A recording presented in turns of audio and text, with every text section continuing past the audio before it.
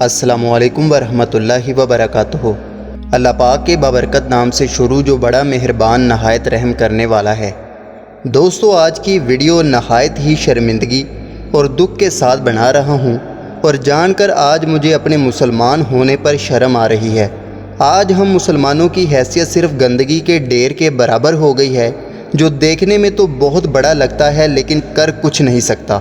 کل پوری دنیا کے مسلمانوں کے دلوں کو جلا کر رکھ دیا گیا جب سویڈن میں 2 خنزیر کے بچوں نے قرآن پاک کو سرعام جلا دیا، اور سویڈن کی حکومت نے ان کے خلاف کوئی ایکشن نہیں لیا، جس کی وجہ سے آج سویڈن کے مسلمانوں کی غیرت جاگ اٹھی اور انہوں نے احتجاج شروع کر دیا، اور ابھی تک وہ جاری ہے۔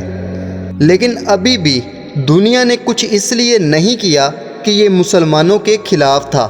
اگر آج کافروں کے مذہب کی کسی کتاب کی بے حرمتی ہوتی تو میں دیکھتا کیسے پوری دنیا خاموش رہتی۔ یہ ہم مسلمانوں کی بڑی کمزوری ہے، لیکن دوسری دنیا کے مسلمانوں اور میڈیا کو کیا کہا جائے۔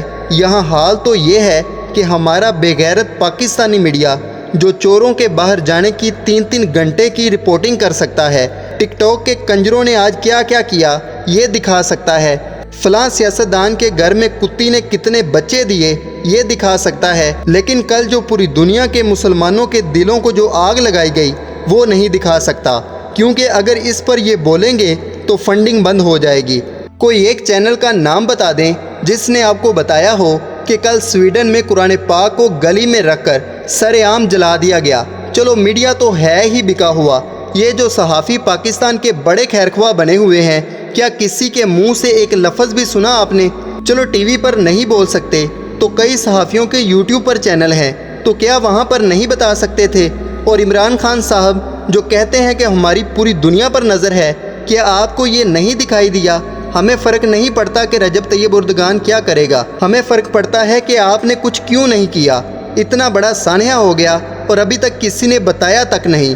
کسی ہندو کو کوئی کچھ کہہ دے تو یہ پورا میڈیا کتے کی طرح بھونکے گا، صحافی تلواریں لے کر اسلام پر چڑھ جائیں گے، یہ سیاستدان اپنی سیاست چمکانے کے لیے اسلام کے خلاف ہو جائیں گے، لیکن کبھی بھی آپ ان کو اسلام کے ساتھ نہیں پائیں گے، کیونکہ انہوں نے اپنا ضمیر بیچا ہوا، ایمان بیچا ہوا ہے۔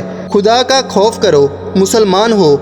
اتنا بڑا سانحہ ہو گیا، کسی ایک نے بھی مذمت نہیں کی۔ آج اگر مسلمان ذلیل ہو رہا ہے تو اسی وجہ سے ہو رہا ہے۔ کس منہ سے اپنے رب کے پاس جائیں گے؟ وہ غازی خالد نے جو شاندار کام کیا، اس کے خلاف انہوں نے کس طرح 4 گھنٹے کی رپورٹنگ کی، لیکن یہاں پر ان کو سانپ سونگھ گیا۔ بس یہی کہوں گا، اب بھی وقت ہے، مسلمانوں جاگ جاؤ، نہیں تو اس سے بھی برے وقت کے لیے تیار ہو جاؤ، کیونکہ اس سے پہلے ناروے میں قرآن پاک کو جلانے کی کوشش کی گئی اور کسی حد تک وہ بھی کامیاب ہو گئے۔ اس سے پہلے 2017 میں کیلیفورنیا میں قرآن پاک کو جلا کر ہتھ کڑی لگا کر دروازے کے ساتھ سرعام باندھ کر نمائش کی گئی۔ یہ لوگ قرآن کو نہیں جلاتے بلکہ آپ کے کپڑے اتار کر ننگا کرتے ہیں کہ دیکھو بغیر تو آج تمہاری اوقات یہ ہے، کیونکہ تم پیسے کے پیچھے بھاگتے ہو۔ بس یہی دعا ہے کہ اللہ پاک مسلمانوں کو غیرت کا جذبہ دے۔ اللہ حافظ، اللہ نگہبان۔